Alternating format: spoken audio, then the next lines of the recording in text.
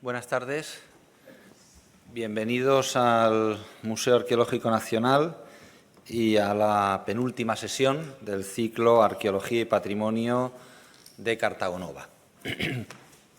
Como saben todos ustedes, y lo digo porque algunas de las caras que veo ya me suenan haberlos visto con anterioridad en otras sesiones, durante las últimas semanas estamos haciendo un repaso de la arqueología y el patrimonio arqueológico de la Cartagonova romana a través de algunas sesiones monográficas dedicadas al Parque Arqueológico del Molinete, a los programas de restauración de pintura mural que estamos allí acometiendo, algunas sesiones concernientes a lo que es la pintura mural romana en la ciudad y toca ahora centrarnos en las musas procedentes del edificio del atrio de Cartagonova.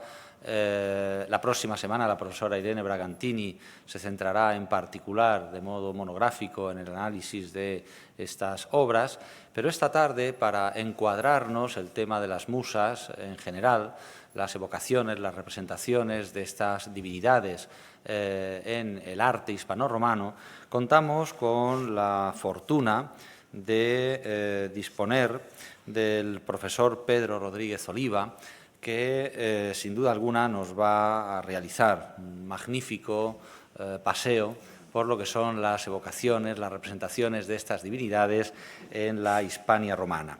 Hablar del profesor Pedro Rodríguez Oliva es hablar de uno de los grandes arqueólogos clásicos, uno de los grandes maestros de la arqueología clásica española en los últimos 40-50 años. El profesor Rodríguez Oliva tiene una larguísima trayectoria científica, una larguísima trayectoria académica que comienza allá por el año 72, cuando finaliza sus estudios de Filosofía y Letras en la Universidad de Valladolid, y lo hace con una tesis de licenciatura en la que se centró en el estudio de la romanización en la provincia de Zamora. Unos años después, y bajo la dirección del profesor Alberto Balil, en el año 76 defendió su tesis doctoral, centrada ahora en la topografía y en la demografía antiguas del Conventus Gaditanus, es decir, había trasladado ya su interés científico a la zona de la Bética y en concreto al convento gaditano. Sin embargo, él siempre va a mantener su ligazón con la Universidad de Valladolid y, en particular, con otro de los grandes representantes de la arqueología clásica española, que es el profesor Balil, que fue su maestro, su mentor, y a través del cual pudo el profesor Rodríguez Oliva contactar con algunos de los grandes círculos arqueológicos que se estaban desarrollando en estos años 60, 70, 80 en Europa, como es el caso del grupo, de la escuela del profesor Ranuccio Bianchi Bandinelli, posiblemente junto con el profesor Carandini, los máximos representantes del materialismo histórico en el ámbito de la arqueología clásica de la segunda mitad del siglo XX. El profesor Rodríguez Oliva tiene una dilatadísima carrera académica, ha desarrollado, digamos, un cursus honorum amplísimo, primero en la sección de Letras del Colegio Universitario, luego en la sección de Geografía e Historia de la recién creada Facultad de Filosofía y Letras de Málaga. Allí desempeñó los cargos de ayudante, encargado de curso, adjunto contratado e interino, y ya a partir del año 79, profesor adjunto numerario, y más tarde profesor titular, y desde el año 1988 ocupa la cátedra de Arqueología de la Universidad de Málaga con el perfil de Arqueología, Epigrafía y Numismática clásicas. Es de estos catedráticos, que a mí me gusta decir de pata negra, que tienen el perfil de no solo arqueología a nivel así general, sino arqueología clásica, epigrafía y numismática, que han sido, digamos, disciplinas por excelencia siempre vinculadas las unas a los otros. El profesor Rodríguez Oliva forma parte de un elenco muy amplio de instituciones académicas y científicas. Es académico de número de la Real Academia de Bellas Artes de San Telmo de Málaga, es correspondiente de la Real Academia de la Historia, consejero de número del Instituto de Estudios Gibralfareños o Campo Gibralfareños, es miembro del Instituto Arqueológico Alemán de Berlín y en su universidad ha ocupado muy diversas responsabilidades, entre las cuales cabe citar la de vicerrector rector de Cultura, Deportes y Proyección Exterior entre los años 1994 y 2001. Él ha realizado una actividad arqueológica muy amplia y muy variada, con excavaciones, por ejemplo, centradas en el ámbito de la Bética y en el ámbito malacitano, en Sabinillas, en Cártama, en Marbella, en Fuengirola, en la propia Málaga, donde ha realizado la excavación del patio del Sagrario de la Catedral, la excavación del teatro, posiblemente de todos conocido por estar en ese centro neurálgico en que se ha convertido el centro del casco antiguo de la ciudad de Málaga junto al Museo Picasso, y está colaborando en un sinfín de proyectos científicos relevantes, entre los cuales cabría destacar la edición del volumen 2, dedicado a Hispania del Corpus Inscriptionum Latinarum. Está colaborando en la edición de la Tabula Imperii Romani en sus volúmenes dedicados, en sus fascículos dedicados a España. Es miembro del Comité Científico del Corpus Signorum Imperii Romani, de la Asociación Internacional de Arqueología Clásica. Ha participado en proyectos tan relevantes como, por ejemplo, la célebre exposición sobre bronces romanos de Hispania, que se celebró aquí en Madrid y que fue acompañada por también un importante congreso del año 90, que fue el Congreso Internacional de Bronces Antiguos, que yo recuerdo bien porque fue el primer congreso en el que yo participé en mi vida académica hace 28 años. Y, sin duda alguna, si uno hiciera un repaso de sus casi 250 publicaciones entre libros, capítulos de libros, artículos, ponencias presentadas en congresos nacionales e internacionales, veríamos que la diversidad de intereses del profesor Rodríguez Oliva es amplísima.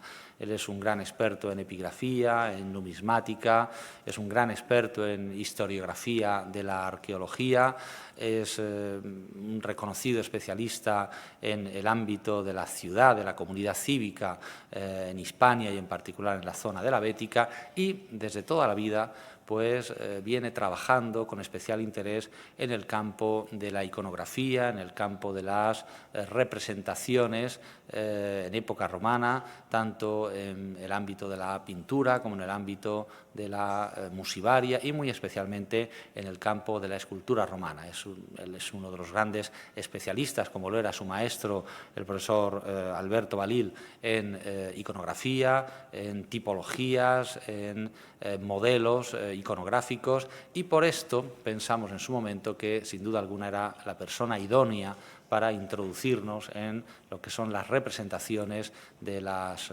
musas, de las 9 musas, de las patronas de las artes en el mundo griego y en el mundo romano, como paso previo, digamos, al análisis particularizado de las representaciones de musas que están aquí en el Museo Arqueológico Nacional y que abordará la profesora Bragantini la próxima semana. Así que, bueno, pues creo que estamos en las mejores manos para, durante la próxima hora, aprender pues todo lo que, buen seguro, se puede saber de estas divinidades que, como vamos a poder ver, pues, y aunque pueda parecer que no, pues a priori estuvieron más presentes y más representadas de lo que podría parecer en el ámbito doméstico, en el ámbito rural de la Hispania romana. Yo quisiera terminar agradeciendo muy de veras de nuevo al Museo Arqueológico Nacional por toda la ayuda que nos está prestando para la celebración de este seminario y, en segundo lugar, agradecer al profesor Rodríguez Oliva que haya tenido la amabilidad de hacernos un hueco en su agenda y trasladarse desde Málaga hasta Madrid para, pues, esta tarde ilustrarnos sobre las musas en el arte hispano-romano. Muchas gracias. Buenas tardes, señora subdirectora del Museo Arqueológico Nacional, queridas y queridos colegas, señoras y señores. Estoy un poco agobiado por la presentación que acaba de hacer mi querido amigo y compañero, el profesor Noguera. Es evidente que es un poco exagerado en la manera de hacer la semblanza de mi persona. Ustedes pueden sacar una conclusión. Quien les habla es un viejo profesor de la Universidad Española, y esa es la vida de los profesores y de las profesoras de la Universidad Española. Una vida de trabajo, pues como casi toda la función pública, y ese es el mérito único que tengo, haber vivido hasta hoy, que no es poco mérito. Me pidieron que viniese a hablar sobre el contexto en el que podemos colocar las figuras de esas bellísimas mujeres que han visto ustedes ahí en la exposición que nos concita y nos trae hoy aquí a hablar de las musas en el arte hispano-romano.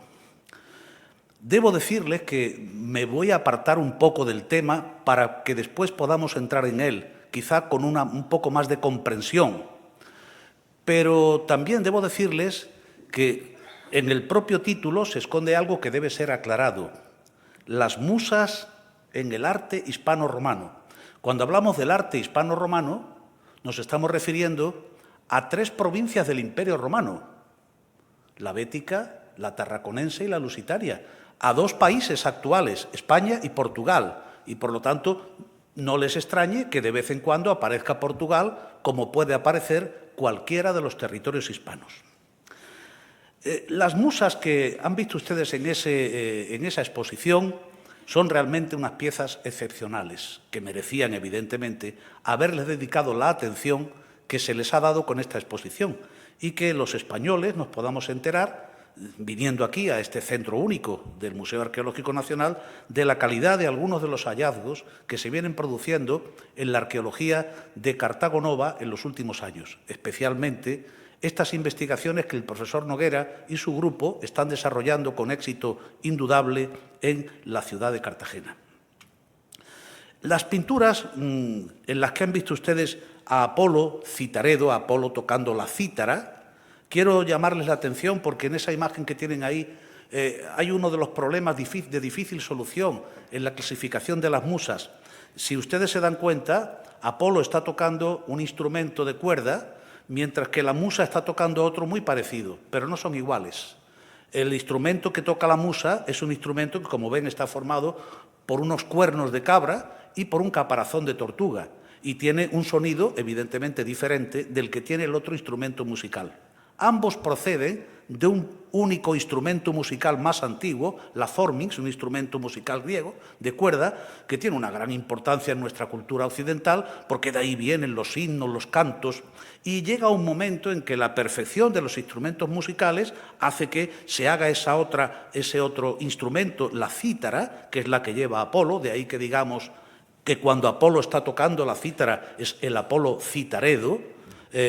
Pues como ven, ese instrumento, aunque no ven la parte inferior, tiene una caja grande, una gran resonancia, tiene unos brazos anchos, tiene una serie de cuerdas, las cuerdas variaron con el tiempo. No es esta una clase de música y venimos a hablar de las musas, pero conviene que yo les haga notar algunas cosas que es por donde puede uno investigar en este tema.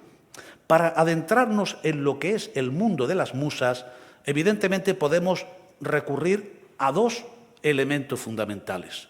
Uno es la literatura, es decir, la mitología, los textos clásicos, que hablan de las musas, dan sus nombres y dicen de qué era patrocinadora cada una de ellas.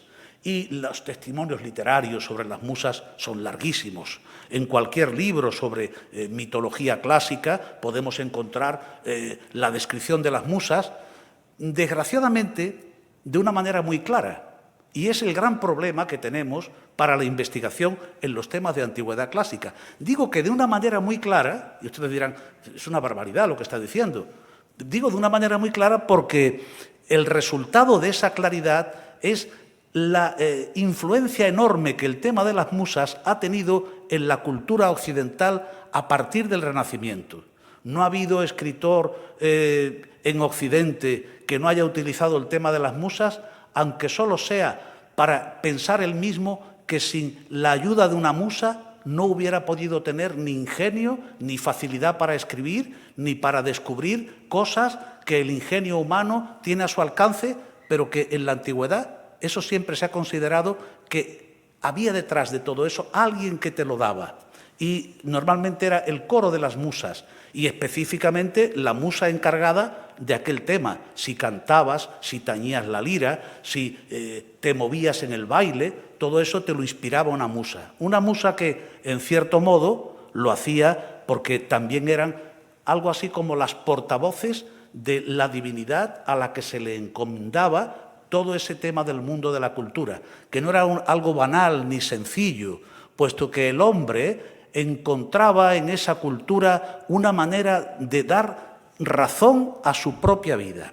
Miren, en el Museo Británico se conserva este relieve que durante mucho tiempo ha venido llamándose de una manera no correcta la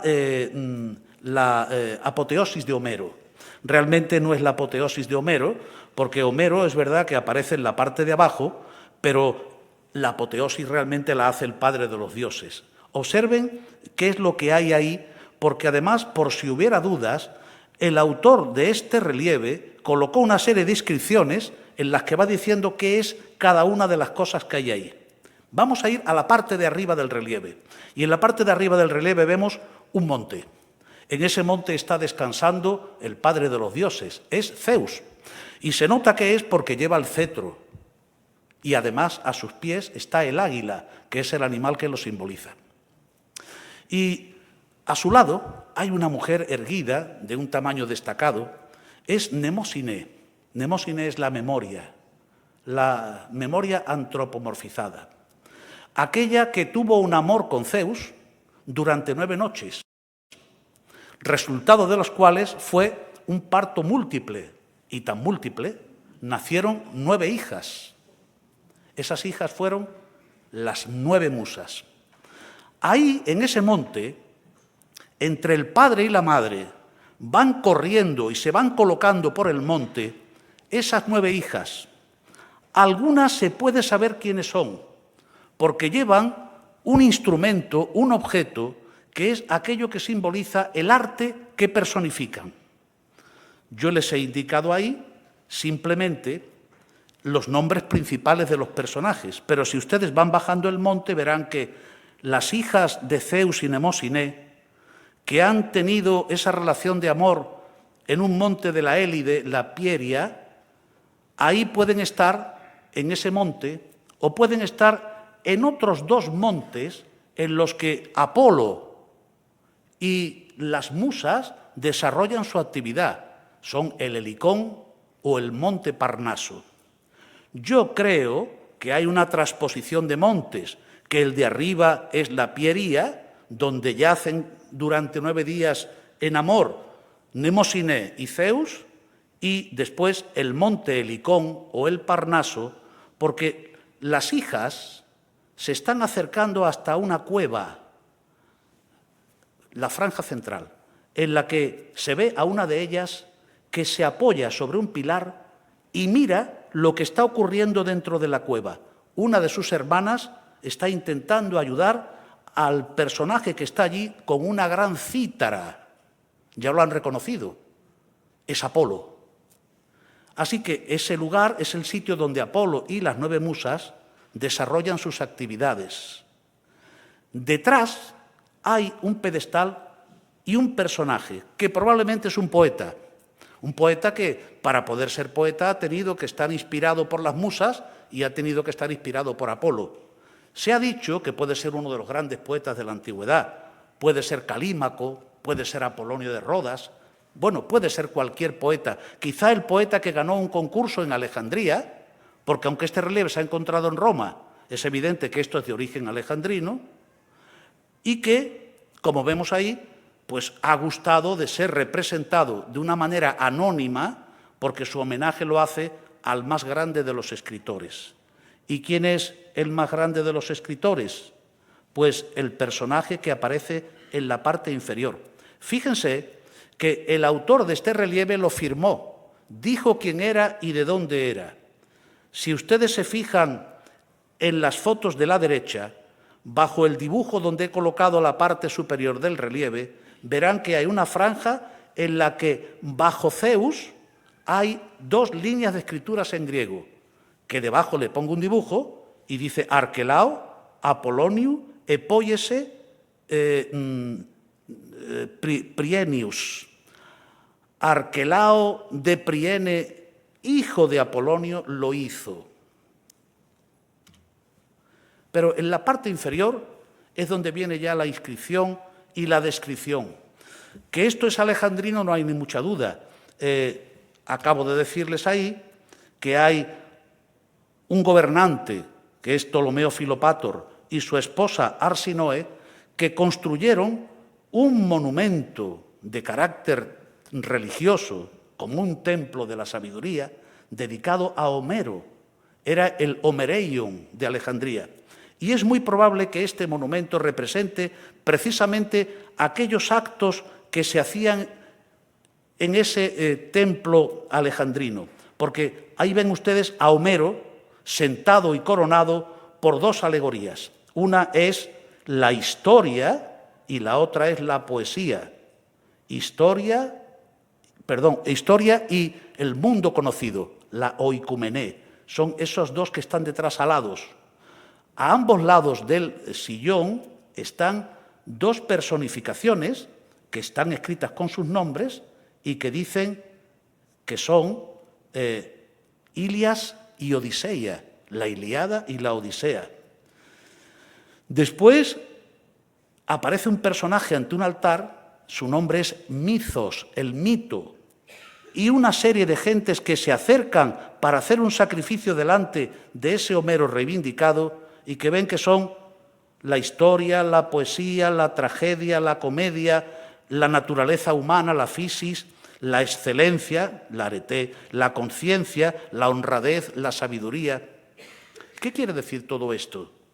Quiere decir todo esto que cuando el hombre puede lograr ser alguien que merezca que todos esos elementos del mundo le adoren, es porque ha sido tocado por la virtud de Apolo, expresado a través de una de sus hijas o por todas ellas.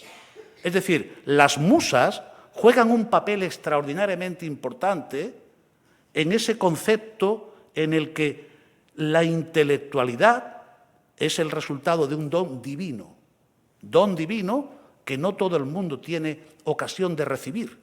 Nadie puede ser como Homero, nadie puede ser como un gran poeta o un gran escritor. Todavía hoy nosotros decimos que ha sido inspirado por las musas. Esas musas que ustedes han visto en ese relieve tienen también para nosotros un cierto interés, porque algunas de ellas tienen una serie de características. Por ejemplo, han visto a esta musa ahí delante de la gruta donde está Apolo tocando la cítara y además relacionando a ese polo con Delfos, porque lo que hay detrás es un trípode délfico del santuario de Apolo. Y esta idea es importante que la tengamos en cuenta porque aquí se pueden ver cómo en este tiempo, en la Alejandría de época tardohelenística, se representaban a las musas. Es decir, se le había dado forma a cada una de ellas. Y vemos que no todas son iguales. Y hay dos cosas que llaman la atención. Unas están de pie, otras están sentadas. Así que algunas musas se las representaba sentadas. Por ejemplo, aquella que está leyendo en un díptico, pues se le deja sentada porque está haciendo una función que probablemente conviene que sea así. Ya la veremos, cómo pasando el tiempo su forma será esa.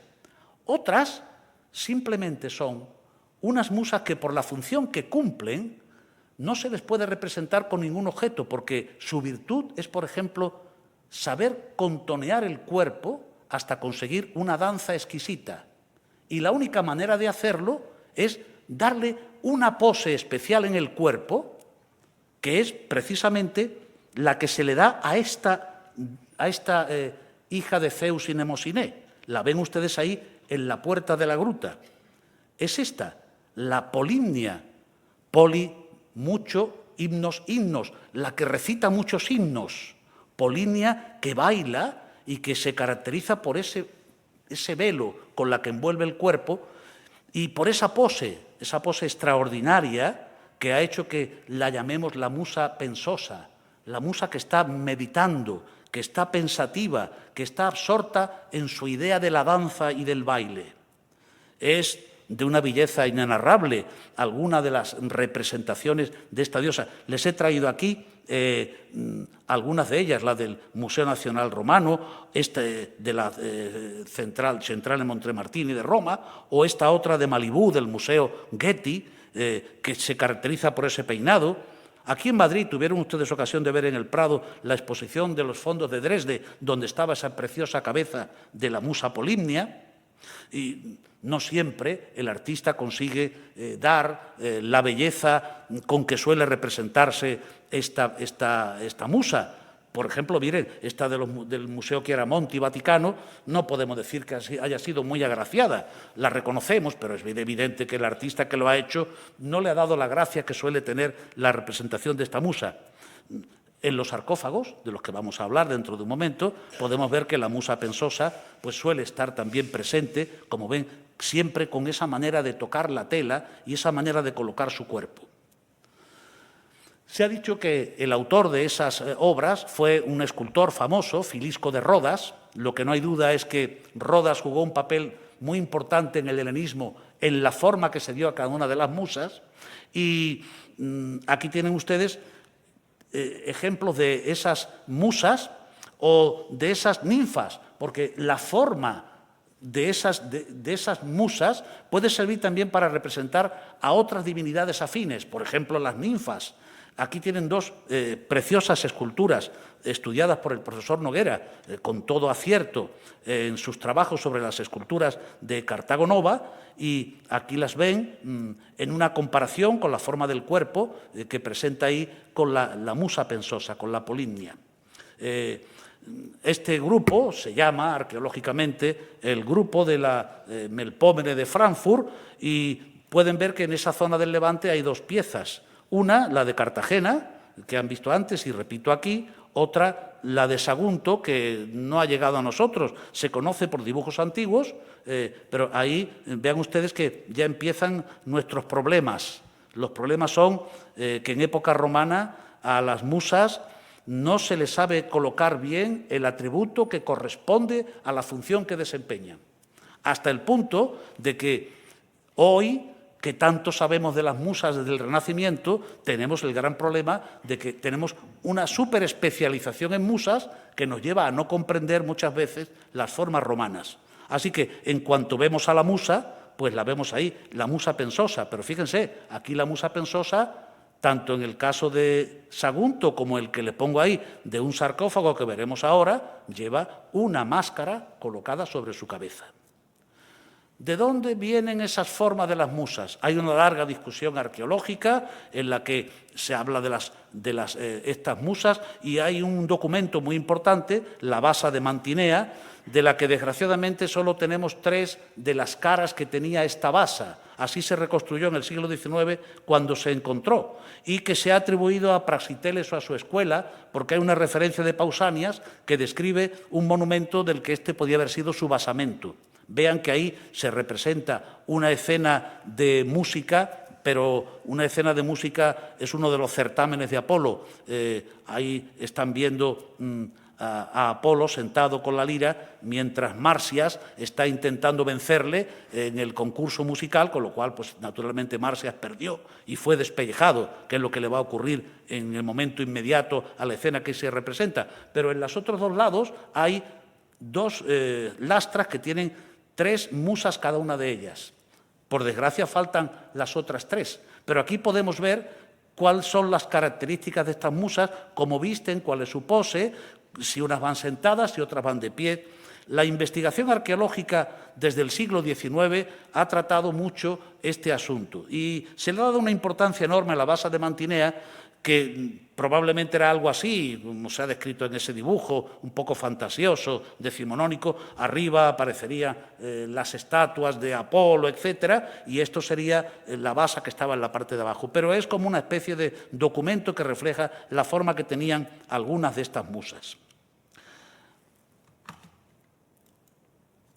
Hay también otra pieza muy importante, el pedestal de las musas de Halicarnaso, también en el Museo Británico. Vean que es un altar circular en el que están las 9 musas, y esas 9 musas pues se pueden ver unas sedentes, otras estantes, cuál es la pose que llevan, si llevan algún instrumento que las identifique.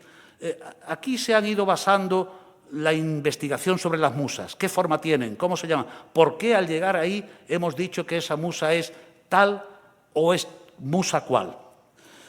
A mediados del siglo I a.C., en Roma, estaba muy difundido el culto de las musas.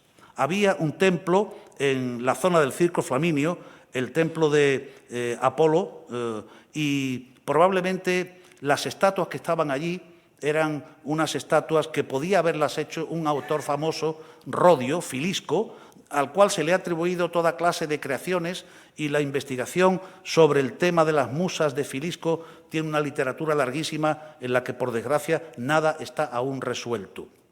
Un magistrado monetal del año 56 a.C., Quinto Pomponio Musa, haciendo gala del cognomen que tenía, acuñó estos denarios, estos 10 denarios, uno con Apolo, como ven, tocando la lira, y los otros con cada una de las musas. Musas que se pueden identificar bien, no porque pongan los nombres, porque lo que ven ustedes ahí es simplemente, junto a las figuraciones de las musas, el nombre del magistrado monetal. Pone Quintus Pomponius Musa. Pero cada una de las musas lleva un objeto, algo que le identifica. Como ven, he podido poner debajo Clio, y Talía, y Erato, y Euterpe, y si ustedes se fijan, lo he podido hacer porque la primera lleva en su mano un rollo, un volumen. La segunda lleva en su mano una máscara de teatro. La tercera lleva una cítara. Y ya hemos quedado que una cítara es un instrumento musical de mayor tamaño que lo que es la lira y con un sonido distinto. Después está Euterpe, que lleva una doble flauta, 2 cañas, el doble aulós. Polimnia, que no lleva nada, pero la conocemos.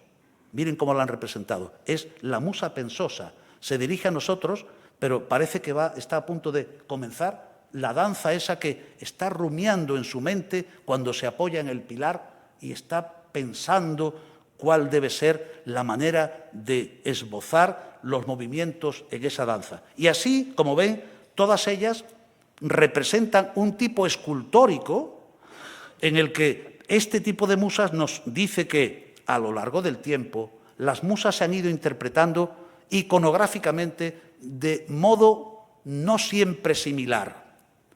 Un gran especialista en el tema de las musas, porque estudió las musas de los sarcófagos, Wegener, llegó a la conclusión de que las representaciones de las musas tenían el grave problema de que, como habían ido perdiendo a lo largo del tiempo las funciones que se practicaban en la vida real, no era la Grecia del siglo VI ni V antes de Cristo, y las musas eran algo que se pensaba en ellas, se trataba de ellas, se escribía de ellas o se las representaba desde ambientes reducidos, intelectuales, cultos, pues naturalmente no tenían ya la misma función, no se las sabía representar con exactitud. Wegener llegó a la conclusión de que si había algo difícil era decir en muchas de las musas cuál de las musas eras.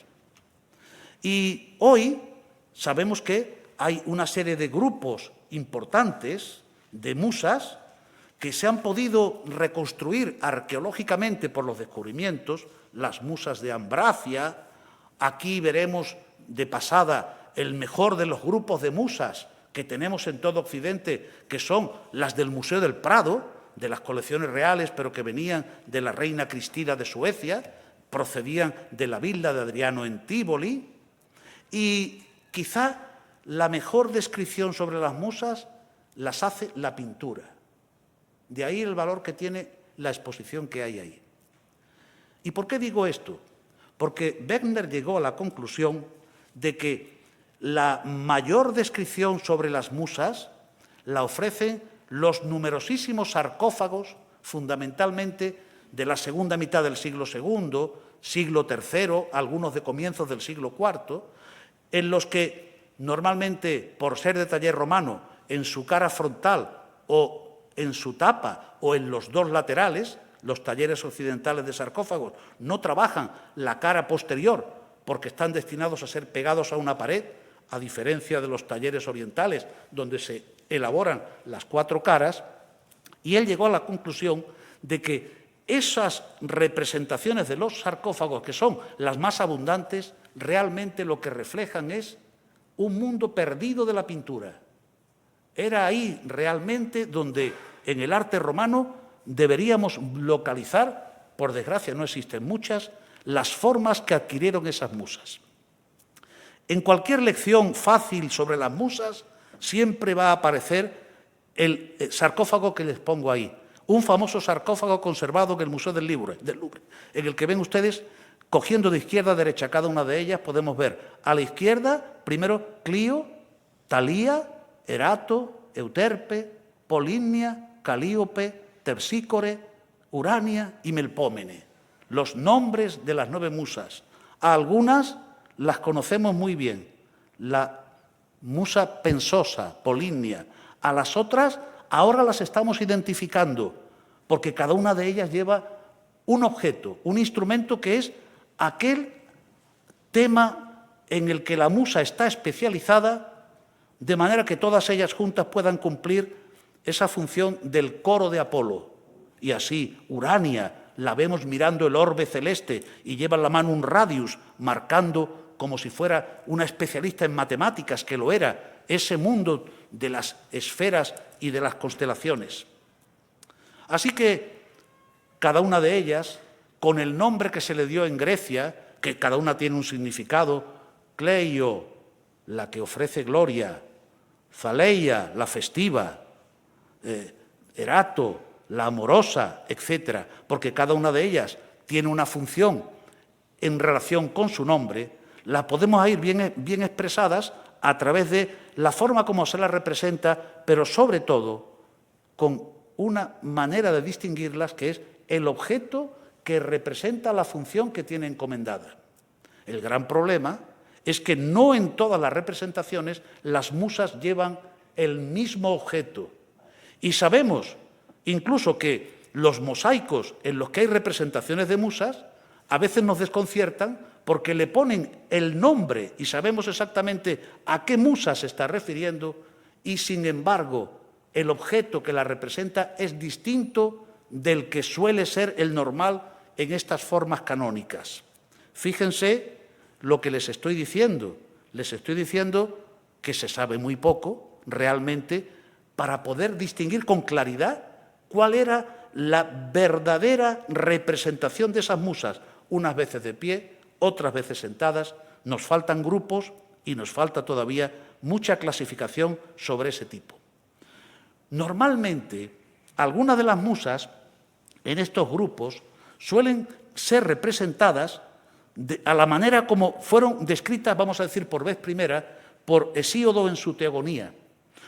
La definición que él daba por orden era esta: Clio, Euterpe, Talía.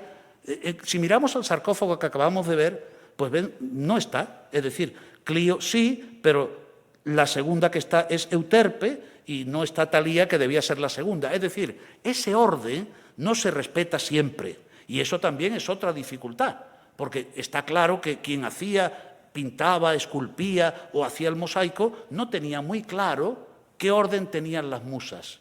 ¿Por qué? Pues por algo muy sencillo, dependía del cartón que recibía, de la información que se le daba. Hay algunos monumentos arqueológicos que reflejan bien ese orden de las musas según la terminología de Hesíodo. Yo he traído aquí es un muy conocido sarcófago que procede de Kos y que está hoy guardado, bueno, está desde los años 30 en el Palacio del Gran Maestre en Rodas, que, como saben ustedes, el fascismo italiano lo preparó por si iba allí el duce y tenía un gran palacio y le colocó toda clase de mosaicos y, bueno, tuvieron el acierto, no para el duce, pero sí para la humanidad, de que hayamos podido tener muy bien conservados y restaurados estos mosaicos, en el que ven ustedes, en el Palacio del Gran Maestre aparece lo que podía ser la lección para no equivocarse con los alumnos y para no confundirles. Este mosaico nos da el orden exacto que tiene la descripción de la Teogonía de Hesíodo. Y estamos hablando de un mosaico ya de muy avanzada la época imperial, transición del siglo I al II. Y vemos que cada una de las musas lleva el instrumento que le corresponde tradicionalmente. Pero hemos visto antes que esto no siempre es así, de ahí la dificultad. Hay representaciones pictóricas que con mucha claridad, como estas de la casa de Julia Félix de Pompeya, que fueron finalmente trasladadas y se conservan en el Museo del Louvre, donde vemos muy claramente cuál es el tipo de estas musas según uno de esos diversos tipos. Sobre las atribuciones que tenían las musas, no me resisto también a traerles aquí un documento arqueológico que procede de la región de la Élide, está en el Museo de Olimpia, y es el emblema de mosaico en el que vean ustedes que se ve perfectamente lo que es en el centro Apolo con la lira. No está Apolo, sino está el instrumento, y alrededor están cada uno de los instrumentos que simbolizan a las musas, a las 9 musas, Apolo y las 9 musas. Y ustedes han contado y han visto que le salen más, sí, porque hay añadido, hay también un espacio dedicado a un lugar y a un personaje sin el cual no hubieran existido las musas, que es la Piería El Monte, donde fueron concebidas, y la madre de las musas, aquella señora que menos mal que no buscó mellizos, menos mal que no buscó la pareja, porque de una vez tuvo un parte múltiple de hasta 9, Mnemósine, la madre de las musas, a la que hemos visto antes allí en el monte, acompañada de su pareja de 9 días. Y ahí alrededor estamos viendo cuáles eran los atributos de las musas. Tersícore, la que deleita la danza, Erato, la amorosa, y cada una de ellas, vean, la lira, la cítara, la máscara cómica, la máscara trágica, Urania, el globo celestial, Clio, el volumen, Euterpe, la doble flauta, Calíope, el díptico, las 2 hojas sobre las que se escriben los versos, la doble hoja en que con la cera se puede escribir con el cálamo, con el estilo, o Polímnia, la de los muchos himnos, a la cual, como ven, no le pueden poner ningún símbolo, no hay nada que ¿qué es lo que ponen? Su cara, su bella cara, la cara pensativa. Y vamos a ver qué hay de las musas en el arte hispano-romano. Pues lo más espectacular de lo que hay de las musas en el arte hispano-romano lo tenemos aquí. Son las 2 pinturas excepcionales que, reutilizadas en el siglo III, pero procedentes de un lugar del siglo I de nuestra era, se ha encontrado en las excavaciones de Noguera y su grupo de investigadores en Cartago Nova. ¿Hay más pinturas en el arte hispano-romano sobre musas? Sí, sí hay más, pero ninguna de esta calidad, por desgracia. Hay unas muy bonitas muestras de pintura de mediados del siglo I después de Cristo en Bilbilis. Creo que pueden ustedes ver perfectamente la figura que aparece ahí. Ya empezamos con los líos. Dirán, pero bueno, si lleva el doble aulós, pero hay discusión sobre cuál es la función de esta musa. Fíjense, Bilbilis es Calatayud, bueno, cerca de Calatayud, en el término municipal, provincia de Zaragoza, y ahí uno de los edificios excavados allí, pues ha dado pinturas. También debían ser de mucha calidad las que decoraban también el interior de una domus en Barquino, en Barcelona, en la calle de Aviñó, excavado no hace muchos años, que ha dado una serie de pinturas magníficas y entre ellas hay una musa. Si se fijan ustedes, en el lado izquierdo de la musa, a la derecha, según creo que lo están ustedes viendo, vean que la musa lleva una cítara y se ve claramente que es la parte de arriba de una cítara, de ahí que la podamos clasificar. Y también en Cae Saragusta, en Zaragoza, en la calle San Agustín, se ha excavado una domus, también muy interesante, está musealizada, en la que ha aparecido unas representaciones de musas. Desgraciadamente, solamente uno de los cuadros presenta una de ellas. Y dirán ustedes, claro, con razón es tan difícil clasificar las musas, porque ve una señora, un busto, ¿y cómo sabe usted que es una musa? Pues porque tiene en la cabeza una de las cosas que solían llevar las musas como los filósofos, las plumas de la sabiduría, que realmente eran un elemento que se apropiaron quienes representaban a las musas tomándolo del tema de las sirenas y de las cárites, puesto que el resultado de toda esta mezcla de cosas hace que todo esto se haga muy difícil. Wegner dice que lo que debemos hablar es de la musa de la tragedia, aquella que tiene una máscara trágica, de la musa de la comedia, la que tiene una máscara cómica, de la del canto ceremonial, la que lleva una gran cítara, la del canto convivial, la que lleva una lira, la de la danza y de los coros trágicos, la que lleva el doble aulós, la de la astronomía, la que lleva el globo del cielo, la de la historia, la que lee un rótulo escrito, la que escribe versos es la que lleva una tablilla con un díptico, y la que solo mueve el cuerpo es la musa de la danza y de la pantomima. Es decir, el que más ha sabido durante un tiempo de musas prefería decirnos en el trabajo que dedicó magnífico a las musas en la Enciclopedia del Arte Antica que es mejor llamarlas por lo que representaban que darles un nombre que nos confunde. ¿Cuál de ellas sería estas? Pues la verdad, no hay ninguna razón para poderla identificar. Pero musa sí lo es. Miren arriba en la cabeza las plumas que esta musa lleva. También en el sur hay musas. En Gades, cerca de la catedral, más bien cerca de la catedral vieja, en la llamada Casa del Obispo, un yacimiento arqueológico excavado y que se podía visitar hasta hace poco, entre las muchas cosas que allí aparecieron, de época desde el siglo VII a.C., hay también restos de una edificación romana con unas pinturas en las que al menos hay dos que se pueden clasificar. Clio, la ven ustedes, sobre el pilar aparece el díptico, Melpómene lleva la máscara trágica y también lleva la clava de Hércules, una divinidad que también se asocia, como Dionisos, en determinadas facetas a esta musa. Quiero decirles que cada vez que encontramos las musas en algún lugar como estos que hemos visto en Bílbilis, en Zaragoza, en Barquino, en Gades, tendemos a considerar que el lugar que esas musas han ocupado es un lugar que, es verdad, algunas veces son museia, sitios de culto a las musas, otras pueden ser cosas bastante comunes, en las que probablemente los que llegaban allí no sabían bien ni siquiera qué era lo que les rodeaba en aquel ambiente. Yo he recordado que cerca de Pompeya, en lo que era el puerto de Pompeya, hoy naturalmente está junto a la autovía que queda por la parte de abajo, aquellos son terrenos que ya no son marinos, está a mucha más distancia del mar. En lo que debía ser el puerto se encontró, en un lugar que se llama Morigine, un sitio que desgraciadamente hubo que desmontar porque pasaba la autovía por encima y desmontaron las pinturas.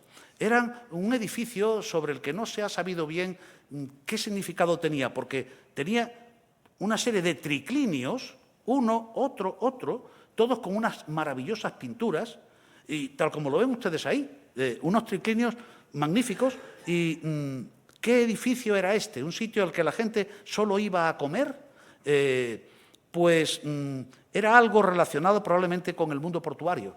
En los puertos había sitios donde los marineros iban a comer, a descansar. ¿Y dónde están las habitaciones? ¿Dónde están los dormitorios? ¿Dónde están los cubículas? No hace falta, es que dormían en los barcos. Y por eso a estos lugares se le llama stationes maritimae. Una estatio marítima, un sitio a donde iban los marinos. Y hay este ejemplo bellísimo, fíjense, este triclinio representa a las 9 musas con Apolo, de una calidad extraordinaria. No se conservan todas las musas, falta Polinia y Tersícore, las demás se identifican muy bien. Fíjense que todas son musas de pie, como esas que hemos visto en los reversos de los denarios de musa de mediados del siglo I a.C. Aquí no hay ninguna sentada. Algunas son de una belleza extraordinaria. Les remito a Calíope, la que ven ahí con el díptico y el estilo, pensando qué es lo que va a escribir. Realmente una maravilla pictórica que hoy se conserva en el Museo Nacional de Nápoles, pero que ha estado expuesta durante un tiempo en la propia Pompeya, aunque no en el lugar de origen que hubo de ser desmontado. Más musas en el ambiente hispano. Pues nos vamos a Tarragona, allí muy cerquita, en Altafulla, la villa dels Munts. Sabemos quién era, al menos su propietario en la época en el siglo II. Lo sabemos porque se encontró el sello con el que se marcaban los productos y ahí pueden ustedes ver que dice Caius Valerius Habiti, de Cayo Valerio Hábito, y pone Augustóbriga, de Augustóbriga, una inscripción que estudió Gesa Alfeldi en Tarragona explica muy bien quién era este personaje. Era un personaje de Augustóbriga, ahí en el interior de Castilla, que había sido llamado por Antonino Pío a desarrollar actividades políticas en la ciudad de Tarragona, y la villa espectacular del Mus, al menos durante un tiempo, fue de él. También ha aparecido su nombre escrito sobre una pintura, esa pintura que es la pintura de una fuente en la que mana el agua para un gran depósito, y ahí se dice incluso la capacidad que tiene el depósito. En la parte superior, junto al tubo de plomo, a su lado hay una inscripción y dice «Spraecepto habiti et Faustina nostrorum», por orden de nuestros señores, Hábito y Faustina, y conocemos, por lo tanto, el nombre de su esposa, también el de su madre, porque la inscripción de Tarragona es la madre la que le dedica el pedestal. Pero vamos a dejar a este señor y vamos a ver qué tiene en relación con las musas la Villa del Mus. Pues ahí han salido estos 4 emblemas de mosaico. Ya saben ustedes que la palabra genérica que damos a emblema en los mosaicos es la zona que está en el centro, pero realmente la palabra griega emblema, plural emblemata, refleja este tipo de mosaicos, que eran unas piezas que se transportaban. Estaban hechas, por lo tanto, en el mejor de los mosaicos, el opus vermiculatum, teselas diminutas de una alta calidad, y se hacían normalmente sobre un sesquipedal, sobre un ladrillo, como ven ustedes ahí, en el reborde, rebajado, y esto se podía llevar, traer, comprar, vender, lo podían hacer en Alejandría, en Roma, en Rodas, y después podía llegar a cualquier lugar del imperio y ser colocado dentro del suelo de un mosaico en el centro o en las paredes, como parece que ocurrió en la Villa del Mus. Fíjense que inmediatamente ahí se ve la presencia de que son musas. Todas, bueno, algunas no, evidentemente. El señor de abajo, pues no puede ser una musa, eso es una cosa elemental. Se ha dicho, ¿puede ser Apolo? Yo lo dudo, ustedes han visto a Apolo. Más bien, yo tengo escrito, pero siempre con las dudas de la precaución científica, que podría ser el propietario de la villa, quizá es el señor Hábito, del que conocemos su nombre y sus relaciones familiares. Sería interesante porque indicaría que lo han hecho para él. Después hay 2 que son fácilmente comprensibles.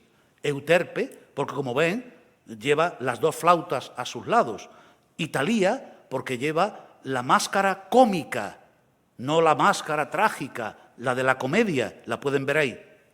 Hay una tercera, y se han planteado quién es, qué musa es. En el museo la han puesto como musa, y es muy probable que lo sean. Ustedes ya conocen una musa que no tiene instrumentos, Polimnia, pero no lo creo. ¿Están ustedes de acuerdo conmigo en que el gesto de esta musa poco tiene que ver con la musa pensosa? ¿Se trataría de la esposa del propietario del Dominus? Hay quien dice que puede ser. Bueno, no tenemos solución para este tema. Solo quede aquí como recordatorio que el tema de los mosaicos con musas ha sido muy bien estudiado por una colega nuestra de una de las universidades de Madrid, la profesora San Nicolás Pedraz, que dedicó, creo que fue su tesis doctoral en la UNED a este tema, y después tiene un estupendo trabajo en la revista Espacio, Tiempo y Forma, en el que trata de las representaciones de musas en los mosaicos hispano-romanos, de manera que ahí pueden ustedes, si quieren, acudir para verlo. Este emblema de la Villa del Mus, con Euterpe, como ven, es una muestra preciosa, y ahí pueden ver algo que antes no quedó a lo mejor muy claro, que en la cabeza lleva las plumas de la sabiduría, las que hemos visto antes en la pintura de Zaragoza. Lo mismo que lo lleva esta, en peor estado de conservación, que podemos clasificar como Talía, la musa de la comedia, porque lleva la máscara cómica acompañándole. He puesto musa, pero podría haber puesto cualquier otra cosa, puesto que se trata de una representación femenina anónima y no clasificable, de una calidad excelente, como todos estos mosaicos. Pero hay otros mosaicos que clarifican el tema de las musas en la España romana. El más interesante de todos es este de Moncada, de la provincia de Valencia, que se llevó al Museo de Bellas Artes de Valencia por los años 20. Fue estudiado por mi maestro Alberto Balil en un trabajo espléndido sobre las musas de Moncada, Y aquí ven ustedes las 9 musas, son fácilmente identificables porque llevan el nombre. Llevan el nombre y el instrumento que les caracteriza. Bien es verdad que algunas de ellas podrían plantear algunas dudas. Fíjense que no es un mosaico único. Este de Trier, de Treveris, es de mucha más calidad. Aquí no tienen los nombres, pero podemos identificar a todas ellas por los símbolos que las representan. Y es un tipo de mosaicos en el que Parlasca, por ejemplo, que estudió los mosaicos de musas, ve una de las variantes que hay en los mosaicos de musas que suelen corresponder, esta cosa de los alemanes, de hacer clasificaciones muy precisas, más o menos a 3 tipos. Aquellas en las que las musas aparecen con un busto, sería el ejemplo de Moncada Oeste, aquellas en las que las musas aparecen de pie, aquellas en las que las musas aparecen acompañadas de sabios.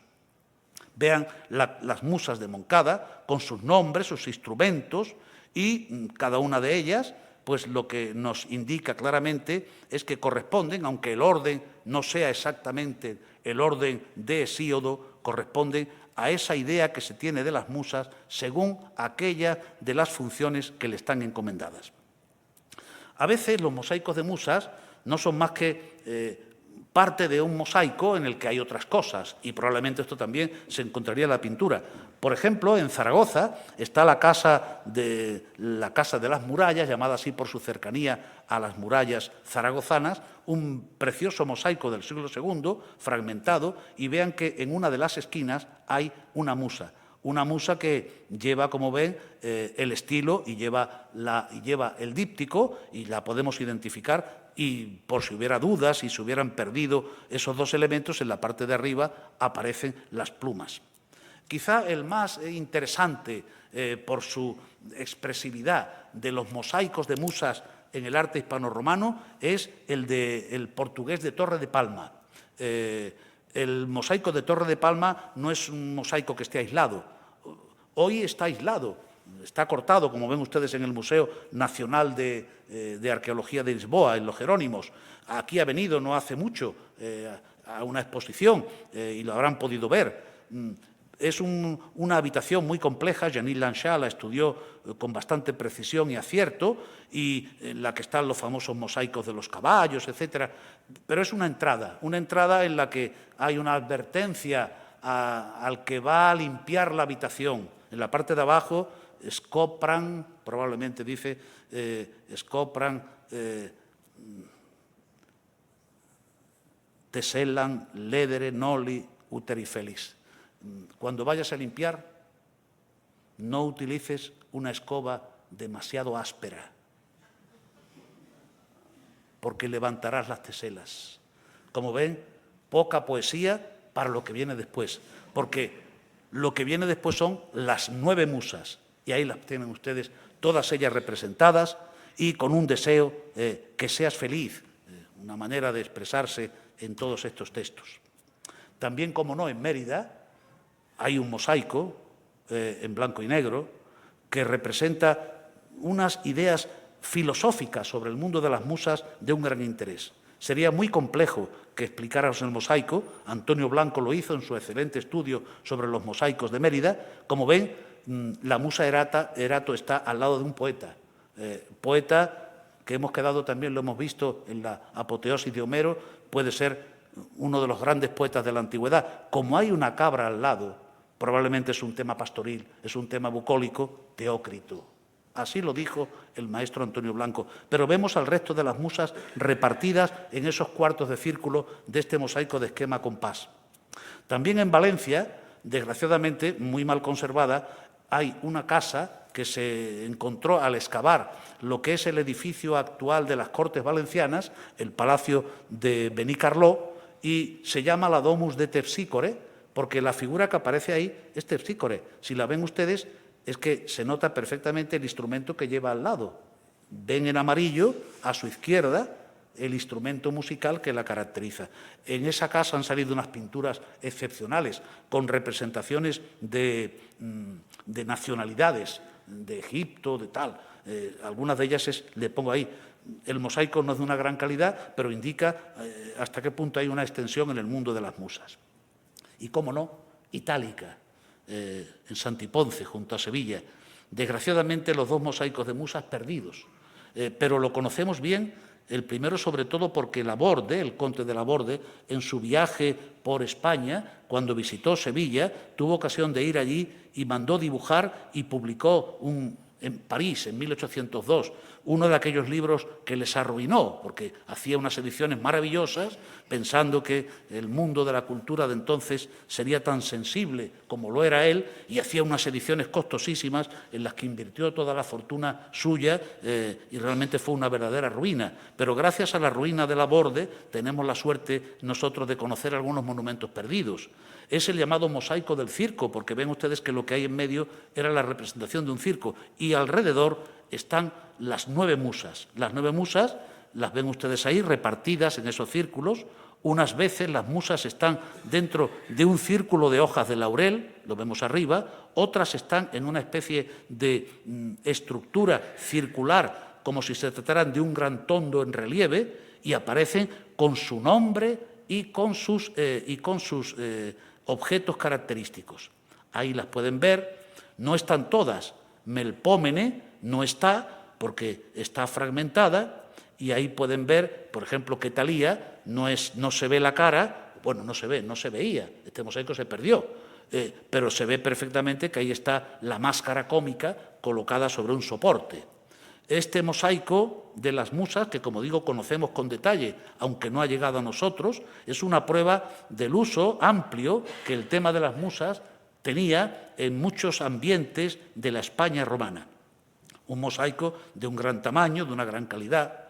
También perdido es otro mosaico, Irene Mañas ha dedicado en su libro sobre los mosaicos un precioso estudio sobre él, en el que podemos ver a las 9 musas, todas de pie, frente al espectador, cada una de ellas con el instrumento que le caracteriza, la música, el teatro, la oratoria, el pensamiento. Y aquí en este museo, si suben ustedes a la sala de Romano, está uno de los más espectaculares representaciones de musas de la España romana. Ahora digo con precisión la España romana, porque este mosaico procede de Arellano, en la provincia de Navarra.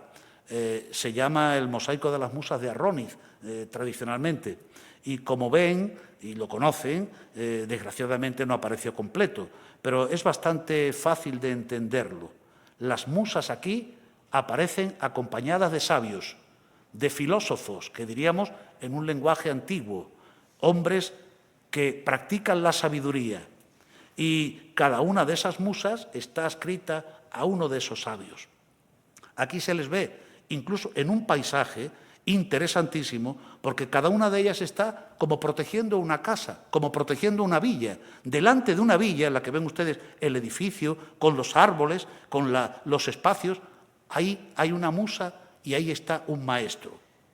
Musas y maestros que se reparten los 9 espacios en que está dividido el octógono, y aquí pongo una fotografía que nos deja un poco perplejos porque el mosaico está aquí en el museo, pero allí en la villa de Arellano se ha hecho una copia y uno va y puede disfrutar del mosaico también viéndolo allí.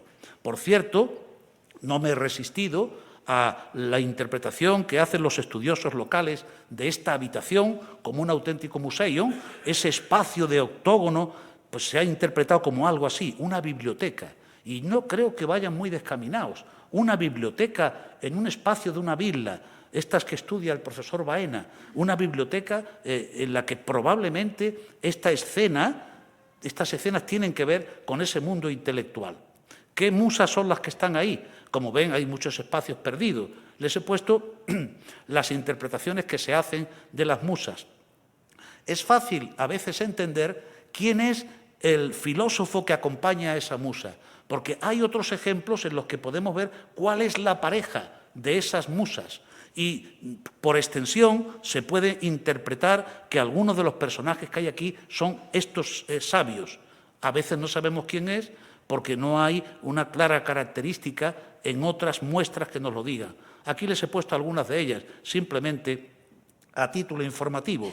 Como ven, están las musas y a su lado aparece uno de esos filósofos ella siempre con el símbolo que le caracteriza y el filósofo hablándole, ilustrándole o en grata compañía compartiendo la sabiduría del filósofo y la inspiración apolínea que tiene la musa.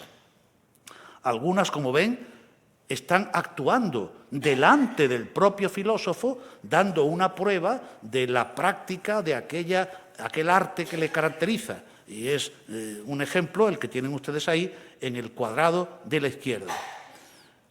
Estas representaciones se pueden encontrar en otros lugares, pero desgraciadamente están muy mal conservados.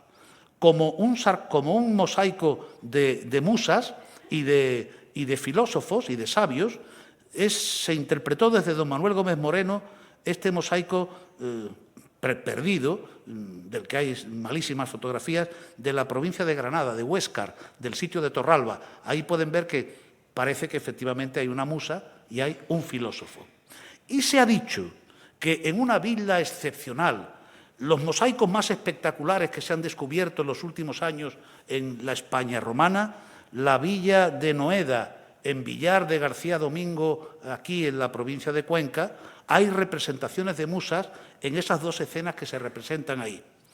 La persona que lo ha publicado es el propietario del terreno, el que ha salvado los mosaicos, la persona que ha estudiado los mosaicos, que es el autor de este libro que ven ustedes aquí, don José Luis Lledó. Él dice que, puesto que se ve ahí Apolo, las figuras que están a su lado son las musas. Se está refiriendo arriba a ese personaje que toca y que va vestido como si fuera Apolo. A mí me da la impresión de que esto no se puede incluir en la relación de las musas. Y nunca me gusta traer algo que tenga que desmentir, pero como se insiste por parte de quienes han estudiado el tema en que se tratan representaciones de musas, yo creo que estos son representaciones de mimos. Y claro, alguno de esos mimos se presenta como una musa, alguno de esos mimos se presenta como Apolo. Si se fijan, llevan máscaras y, por lo tanto, no son las máscaras que portan las musas de la comedia y de la tragedia. Se ven perfectamente que son máscaras, observen, son espectaculares. Y ese señor que hace de Apolo, pues sin duda es un actor, es alguien que está imitando a Apolo, y las otras eran musas, pero no son musas, son actrices que están imitando las musas y bailando en el coro musical que les acompaña. El otro mundo de las musas es el mundo de los sarcófagos.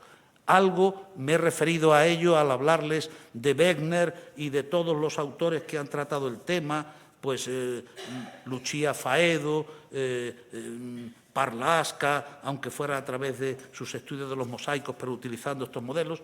Las representaciones de las musas en los mosaicos es muy diversa. Voy a ponerles algunos ejemplos. Y aquí está el estudioso del mosaico que pongo, del sarcófago que pongo aquí, el profesor Beltrán. Espero que no me corrija en lo que voy a decir. Es preciosísimo sarcófago del Museo de Córdoba, un sarcófago con las puertas del Hades. Si se fijan ustedes, los dos personajes que están a ambos lados son el matrimonio, marido y mujer. A él le acompaña un filósofo, a ella le acompaña una musa. Musas y filósofos son los mejores compañeros para la vida de la ultratumba. Ellos le pueden indicar, a través de la sabiduría que les inspiran, ese terrible camino que para los mortales supone el paso de la vida a la muerte. Sin ser cristianos como eran estos, el mundo del paganismo del Bajo Imperio estaba lleno de influencias a la vida moral, y por lo tanto las musas jugaron a partir del siglo II un papel extraordinariamente importante, porque acompañando a los mortales que pasaban al otro mundo, cruzando esa puerta del Hades, era necesario siempre alguien que orientara. ¿Qué mejor orientador que un filósofo o una musa, que le podría inspirar e indicar cómo es ese mundo del espíritu superior que es el espíritu de los cultos? De nuevo, pidiendo perdón al doctor Beltrán por la mala calidad de las imágenes que pongo, aquí están los sarcófagos de musas y de puertas que han aparecido, además, en un ambiente espectacularmente interesante, porque estos sarcófagos que ha publicado él proceden de Medina Zahara, la ciudad califal, en las que fueron reutilizados estos sarcófagos en la ciudad cordobesa, en la ciudad palatina, como fuentes. Fueron encontrados en las necrópolis de época romana, colocados allí y después destruidos cuando fue destruida la ciudad, pero que han permitido, con un trabajo paciente y una buena investigación, dar los resultados que han dado estos estudios. Esos sarcófagos de musas y filósofos están presentes en muchos lugares. Yo no podría no nombrar aquí, delante de quien ha sido su estudioso, el organizador de estas jornadas, mi buen amigo y presentador de hoy, este precioso sarcófago murciano que se encontró en una casa islámica, aquí no reaprovechado como un elemento de cultura, sino como material de construcción. Ahí pueden ver al filósofo, pero pueden ver a su compañera la musa. Son estos sarcófagos, pero los sarcófagos propiamente de musas son una serie muy importante que aparece en la Hispania romana, entre los que voy a nombrar algunos que son los principales. Uno de un enorme interés es este que ven ustedes aquí, que se conserva en el Museo Nacional de Lisboa. Este sarcófago se encontró embalado y fue llevado después de múltiples peripecias, incluso de haber servido en un lugar donde se fabricaba vino y ser reutilizado, de ahí algunas de las fracturas que tiene, al Museo do Carmo, es este famoso museo de Lisboa, del monasterio este caído por el terremoto de Lisboa, y allí se conserva. Miren, ahí en el frente de la caja, Clio, Euterpe, Melpómene, Calío, Tersícore, un personaje en medio, todo el mundo diría Apolo, pero no lleva los símbolos de Apolo. Puede que sea, como dijo Antonio García Bellido, el propio difunto que está ahí pidiéndole a las musas no que se dejen dirigir por el jefe del coro, que es Apolo, sino que le arropen en el difícil momento que ahora le aguarda con la muerte. También en el Museo Nacional Arqueológico de Lisboa está esta tapa de sarcófago. No se sabe bien de dónde procede, pero estuvo en el monasterio de Xelas, en las cercanías de Lisboa, y de allí pasó al Museo Nacional de Arqueología. Debe ser de aquella zona. Es la tapa de la cubierta del sarcófago, con una escena de musas y filósofos, interesantísima, de una calidad extraordinaria. A la izquierda, Talía y Melpómene están en discusión científica con cada uno de los sabios que aparecen sentados ante ellas. Ellas de pie, ellos sentados. Algunos de ellos es que pueden ser personajes de tanta categoría como ese de amplia, muy amplia frente, que puede ser Sócrates, y los demás, los grandes sabios de la antigüedad. Clio y Polimnia, miren Polimnia de nuevo, con ese gesto de la musa pensosa. Último tercio del siglo III después de Cristo. Estamos ya en un momento muy avanzado del Imperio Romano y estas creencias van a más, van aumentando. Había muchos sarcófagos de estos.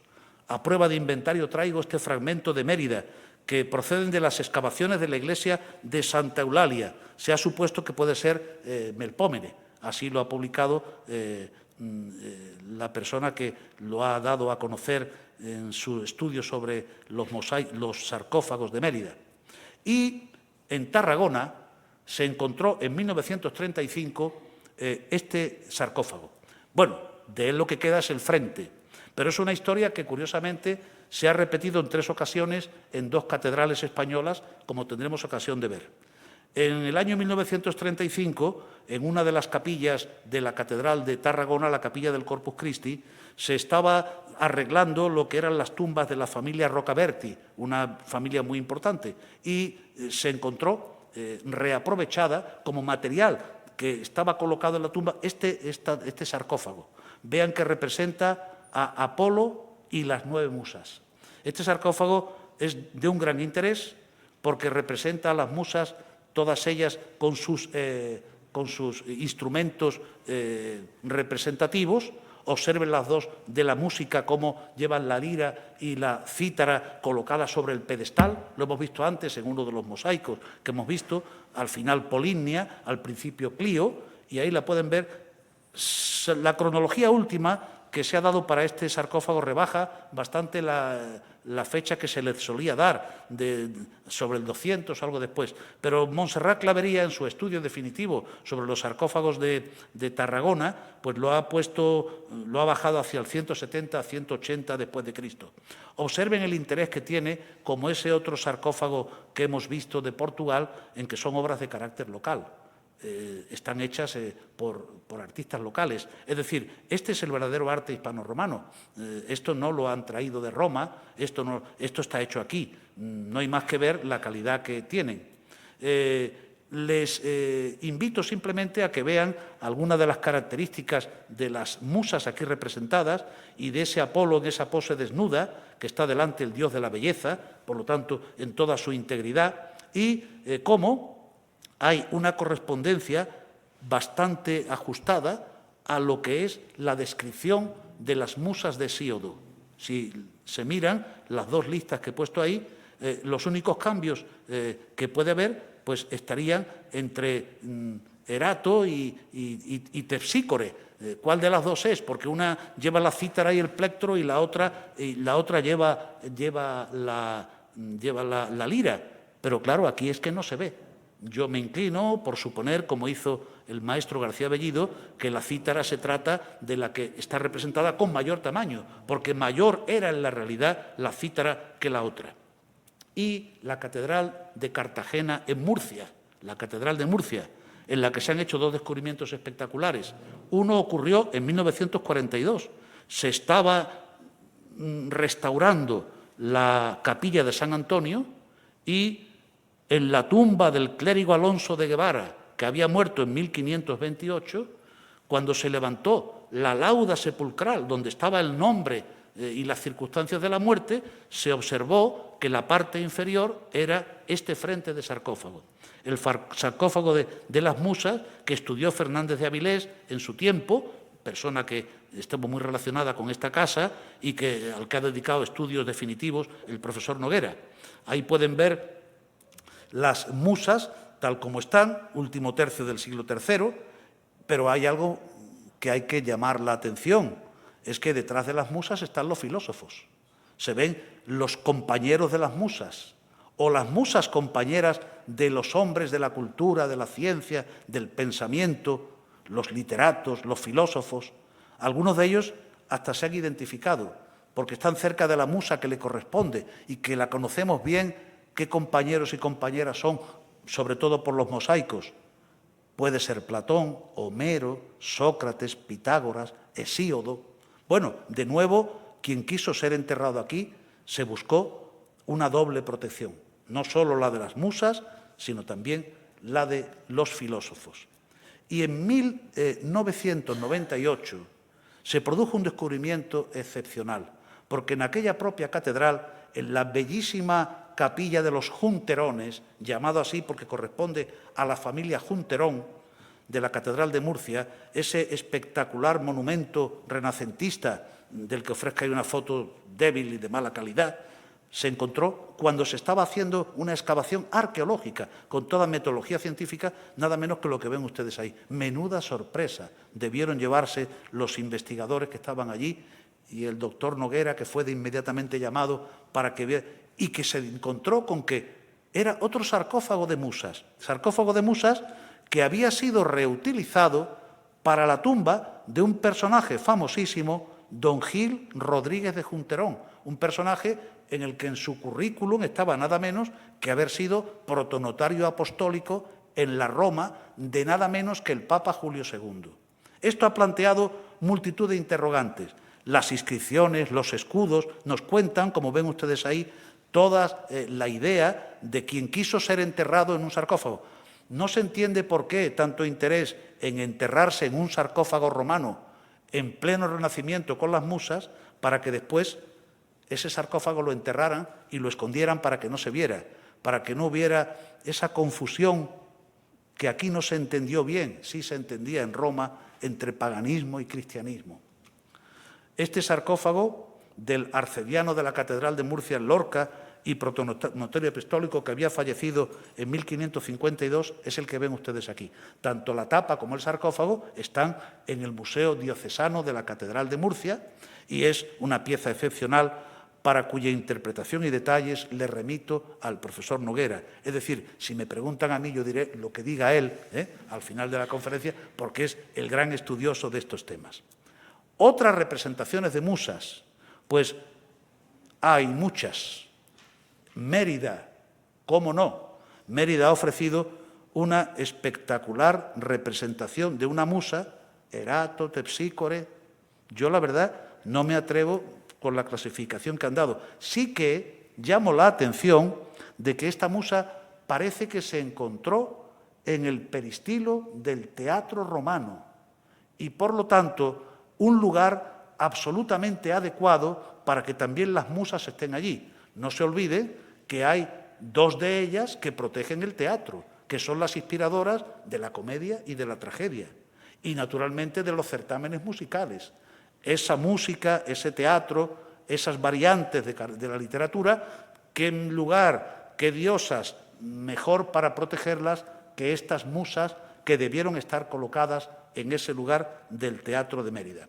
Pero también en la decoración de la segunda etapa de la escena del Frons Scaenae, del Teatro de Mérida, procede esta escultura que durante mucho tiempo se consideró proserpina y que claramente se trata de una musa, de un tipo de musa del que no hemos hablado, pero que si hacemos un pequeño recuerdo, este tipo de musa las hemos visto en la Basa de Mantinea, las hemos visto en algunos de los monumentos que yo aquí he referido, son las musas más antiguas, los prototipos más antiguos de musas, aquellos entre los que está esa musa llamada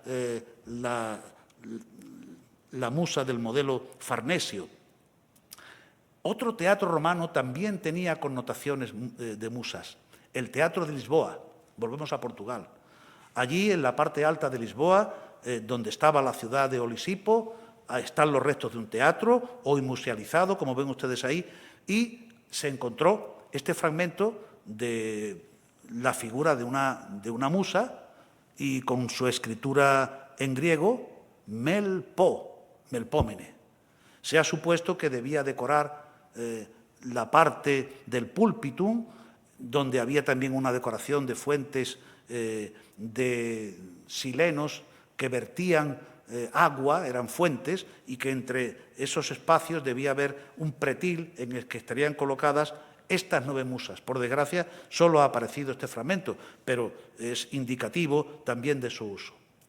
Y en cuanto a otro tipo de esculturas, algunas ciudades hispanas nos enseñan, por los restos que nos han quedado, que siempre son restos indicativos de lo mucho que debió existir, algunas esculturas de alta calidad. Por ejemplo, en la antigua Astigui, la Écija actual, en la provincia de Sevilla, se encontró durante unas obras en el centro cercano a la plaza actual, donde estaba el foro de la ciudad, sin que esto sea parte de un monumento público, esta estatua que yo estudié hace unos años.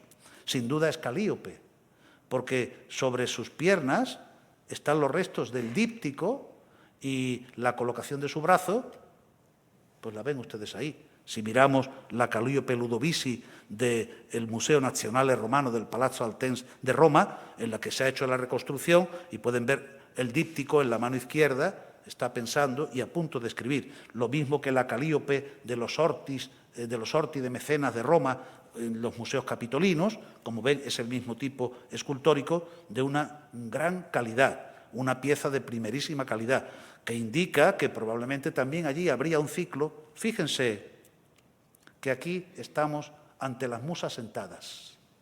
Vemos que hay esas dos grandes diferencias. Musas sentadas entre las que la colección más maravillosa que imaginarse pueda es esta que tienen ustedes aquí y que la tienen a un paso de nosotros. Están en el Museo del Prado. Son las 8 musas de Tívoli. Bien es verdad que hay mezclas y hay restauraciones que no corresponden a los tipos que originalmente tenían.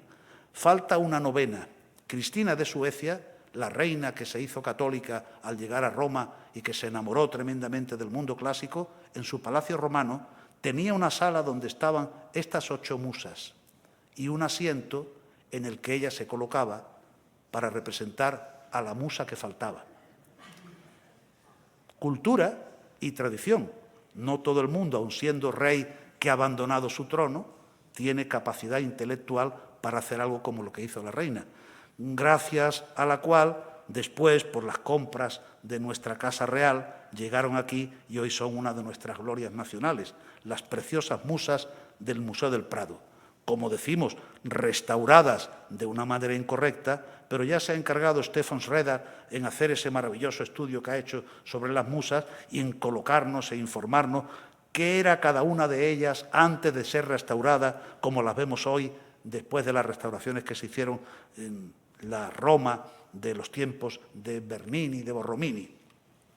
Estatuas preciosas que fueron en su día ya estudiadas, como en este trabajo que hizo Varrón sobre las musas, colocándole los atributos y explicándonos los añadidos principales que entonces tenían.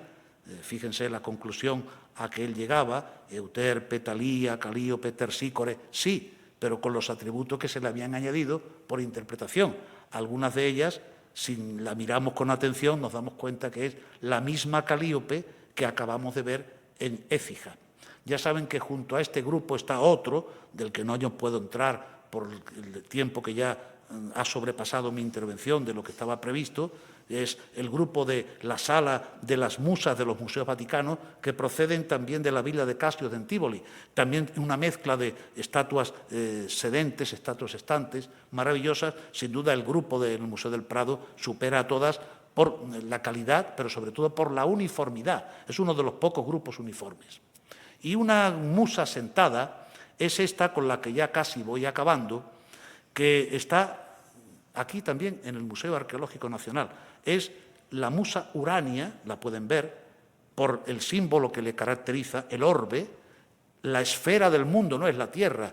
Ellos no sabían que la Tierra era redonda. El mundo, las esferas celestes y la musa que en su mano llevaba un radius con el que iba señalando los principios matemáticos que regían las 7 esferas celestes. Esta musa se encontró en las cercanías de Málaga, en la localidad de Churriana, junto al aeropuerto de Málaga, en el siglo XIX, junto a otras 2 cabezas que se conservan allí, y ha tenido una larga historia en las colecciones. Fue adquirida por los marqueses de Casa Lorin, que en la finca de la Concepción, en las afueras de Málaga, montaron un museo arqueológico que hoy es, pues casi todas sus colecciones forman parte del Museo de Málaga. Bueno, casi todas sus colecciones, que ellos colocaron en un jardín maravilloso, con un templete dórico que mandaron elaborar a arquitectos de Berlín, y ahí, como se fijan ustedes, dentro del templete, junto a las tablas de bronce de Malaca, Salpensa y Osuna, que están aquí y que los marqueses vendieron al Estado a finales del siglo XIX, pues estaba la Urania en un lugar principal. La Urania sobre ese pedestal, que también está ahora aquí, por una reciente adquisición del museo. Hemos salvado la Urania, que está aquí y es ya de todos los españoles, y el pedestal de Denia, que también es de todos los españoles, está aquí y está, naturalmente, protegido y expuesto en un lugar de especial calidad que nos muestra el orgullo de que estas piezas de allí estén hoy a la vista de todos.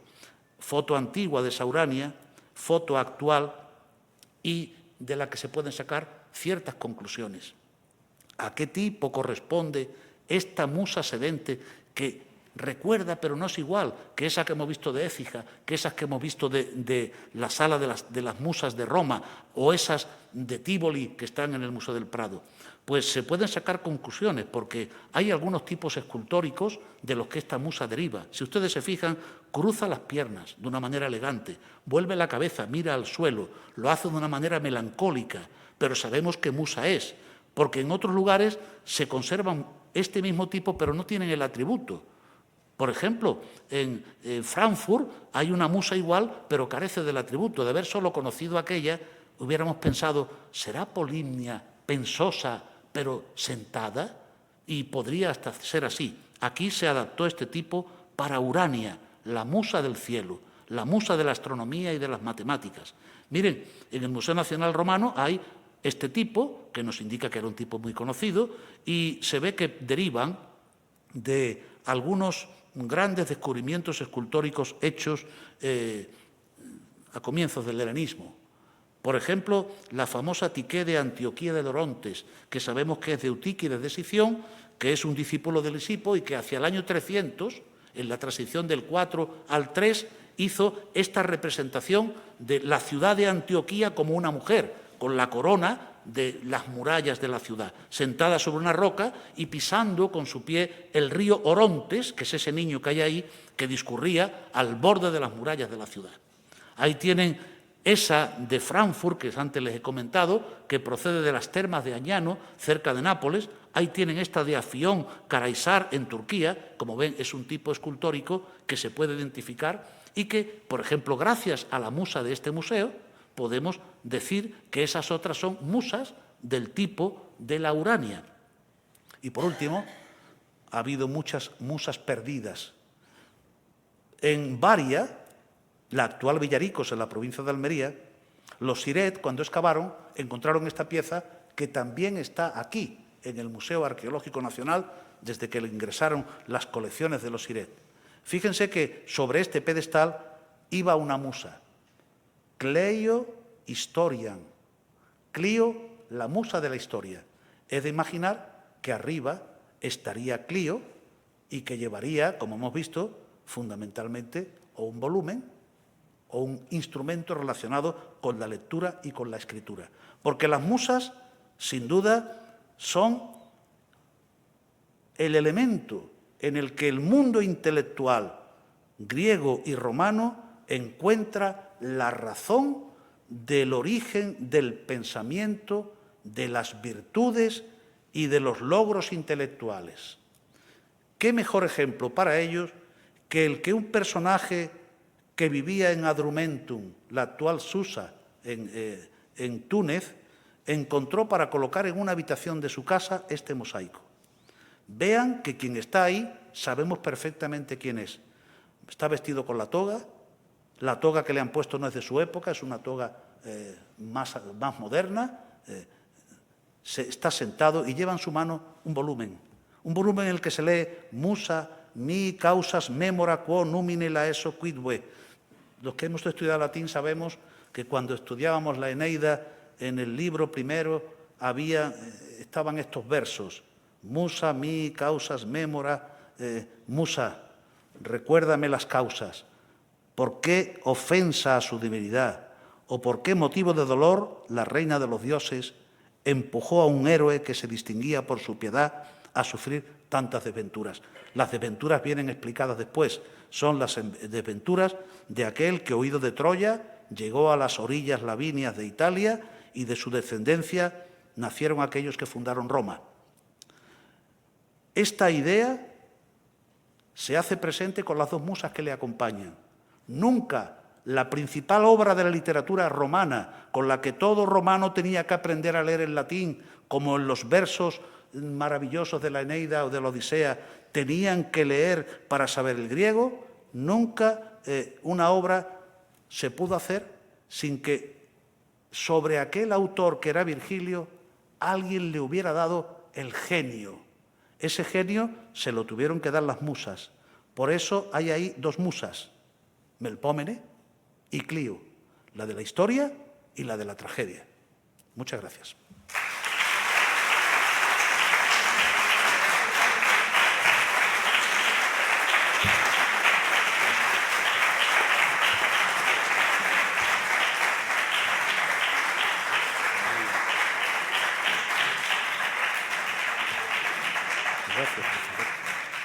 Bien, muchísimas gracias al profesor Rodríguez Oliva. Ya ven ustedes que no me equivocaba ni les exageraba cuando les aseguraba que nos iba a dar una lección maestra sobre las musas en la Hispania romana.